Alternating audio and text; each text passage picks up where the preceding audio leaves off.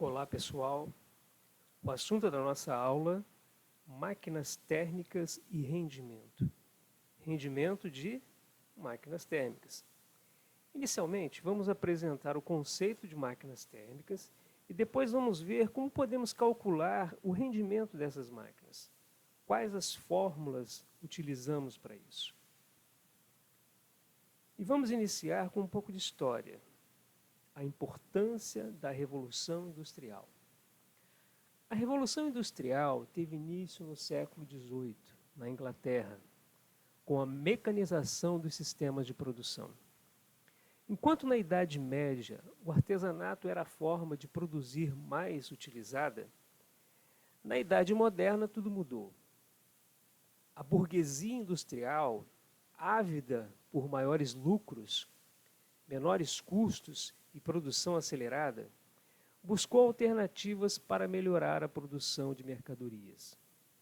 Também podemos apontar o crescimento populacional, que trouxe maior demanda de produtos e mercadorias. Com a Revolução Industrial, as máquinas substituíram várias ferramentas e eliminaram algumas funções antes exercidas pelos operários.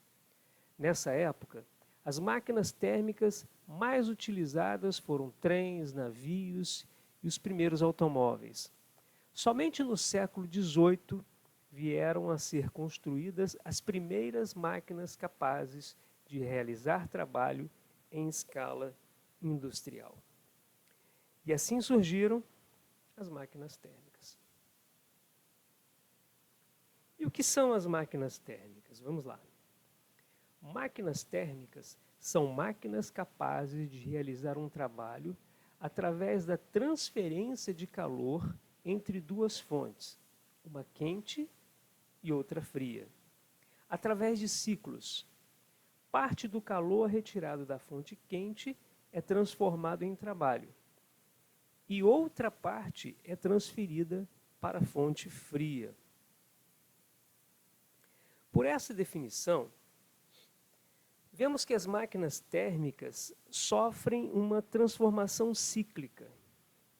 Não entraremos agora com definições detalhadas acerca de transformações cíclicas e outros conceitos mais importantes, mas falaremos sobre isso nas aulas específicas sobre termodinâmica.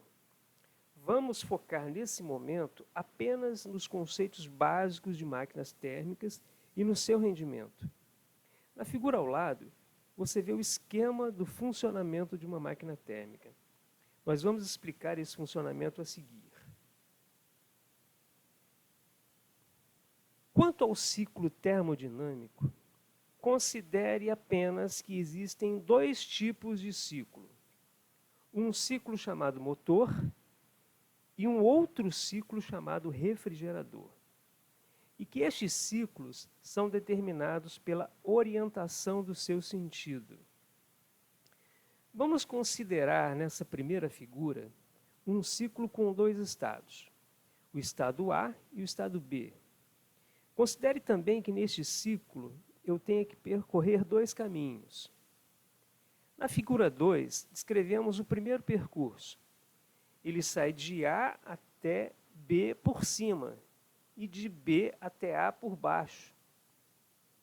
Vamos chamar esse percurso de sentido horário, que é o mesmo feito pelos ponteiros de um relógio. Observe a setinha amarela. Na terceira figura, o segundo percurso, eu saio de A até B por baixo e de B até A por cima. Vamos chamar esse percurso de sentido anti-horário. Observe a setinha verde. A partir dessas considerações, vamos definir que o ciclo horário corresponde ao ciclo motor e que o ciclo anti-horário corresponde ao ciclo refrigerador. Esses conceitos são importantes porque as máquinas térmicas basicamente funcionam nesses ciclos, motor e refrigerador. Neste slide, podemos ver alguns exemplos práticos do que apresentamos. Os motores dos automóveis trabalham com ciclo motor. Uma geladeira doméstica trabalha com ciclo refrigerador. A máquina que trabalha com um ciclo termodinâmico anti-horário, como é o caso da geladeira, é considerada um refrigerador térmico. Bom, agora nós vamos entender como funcionam as máquinas térmicas, com base nos conceitos que elas realizam um trabalho por meio da transferência de calor entre as fontes quente e fria, como vimos na definição. Este é o esquema da máquina térmica. Um quadrinho em cima, que chamamos de fonte quente, vamos considerar como uma temperatura T1. Um quadrinho embaixo, que nós chamamos de fonte fria, vamos considerar como uma temperatura T2. No meio, temos a máquina térmica, com o seu ciclo termodinâmico. Com esta notação geral, nós vamos representar as máquinas motoras e as máquinas refrigeradoras. Vamos analisar o fluxo de energia dentro dessa máquina. Vamos iniciar com uma máquina trabalhando no ciclo motor. De uma forma bem simples, imagine um carro. Você injeta energia nele por meio de um combustível, uma gasolina, por exemplo. O combustível queima, é gerado calor. O calor realiza algum processo interno que faz com que o carro se movimente. Ou seja, este motor recebe energia, que é calor, e realiza trabalho. Um trabalho que faz o carro se movimentar. Útil para nós, que somos usuários dos automóveis.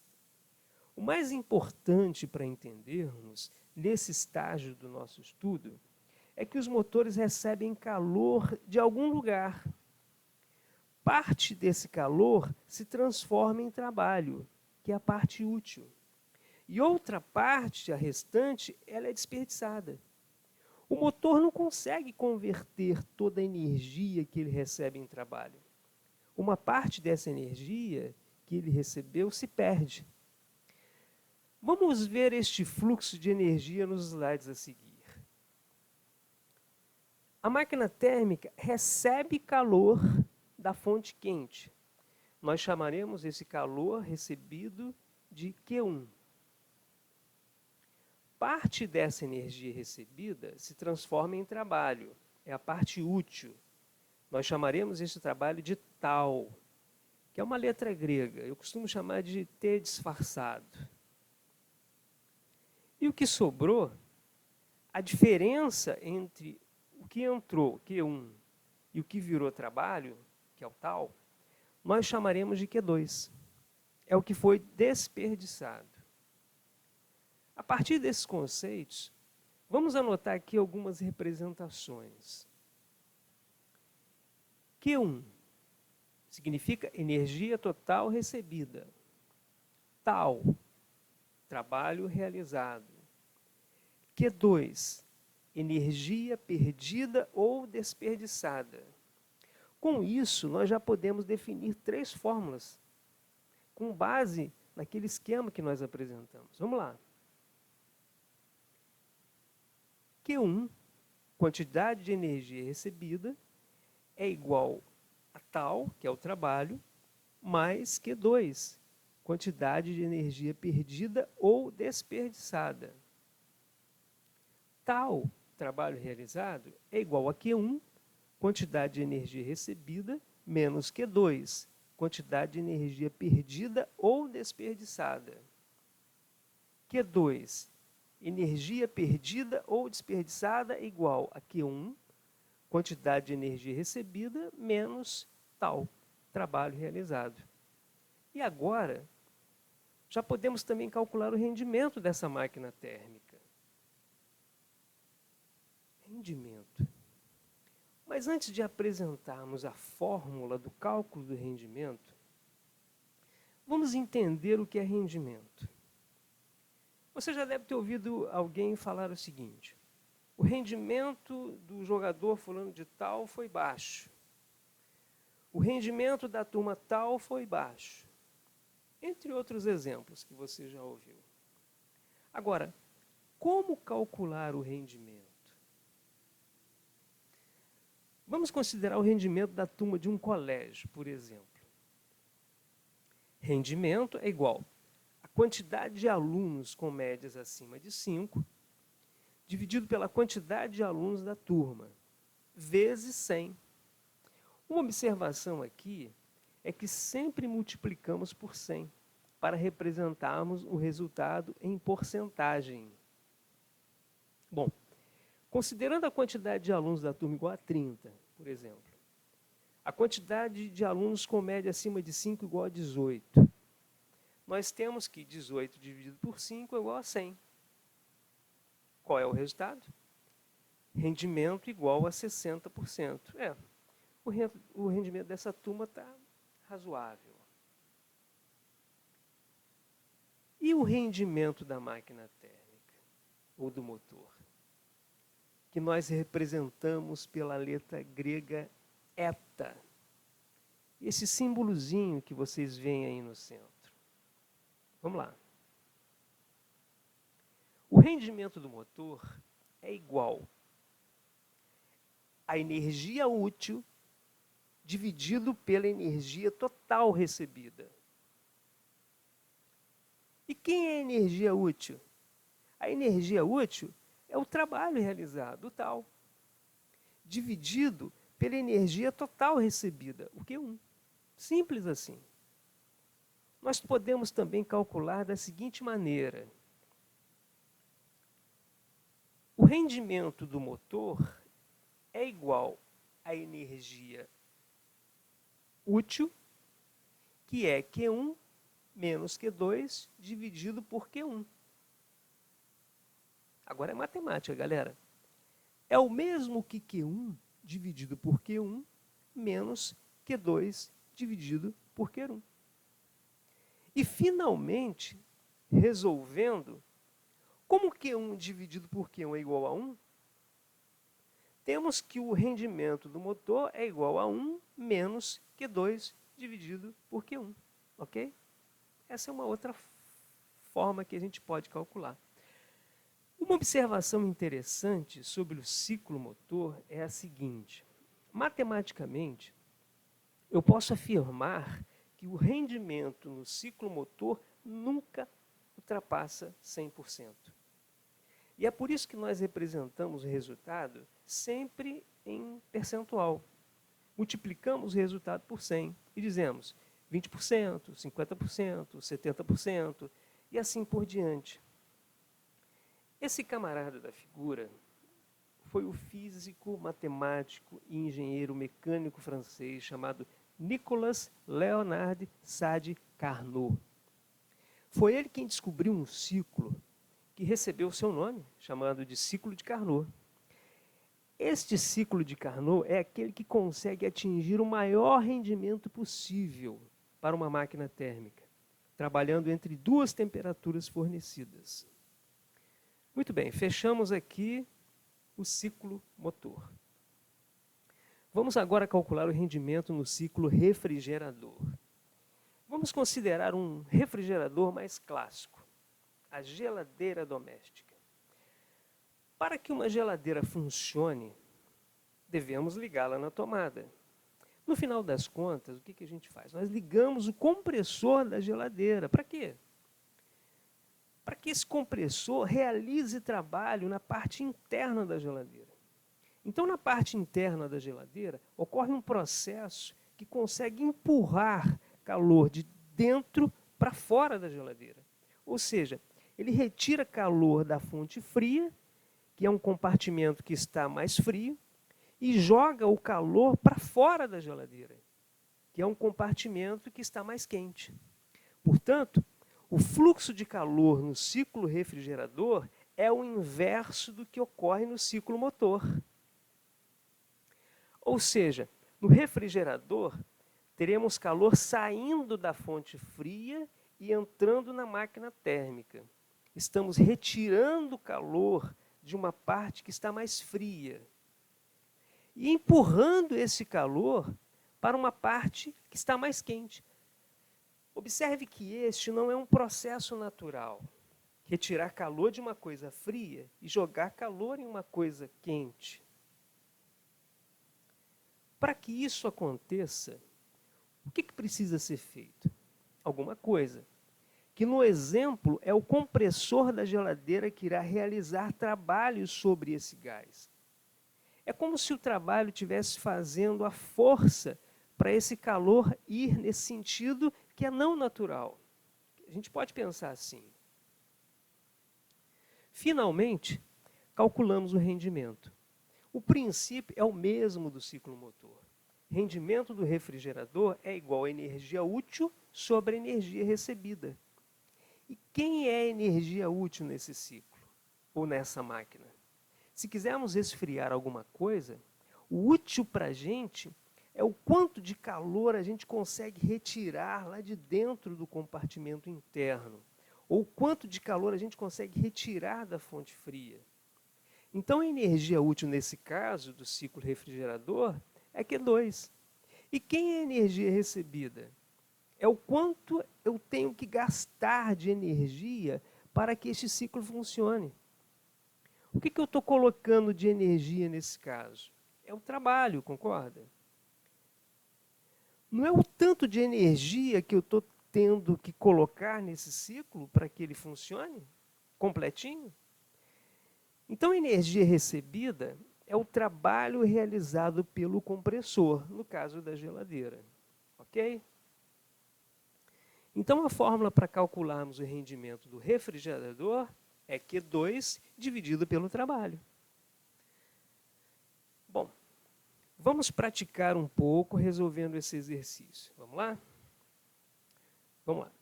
Exercício. Um técnico de manutenção de máquinas pôs para funcionar um motor térmico que executa 20 ciclos por segundo.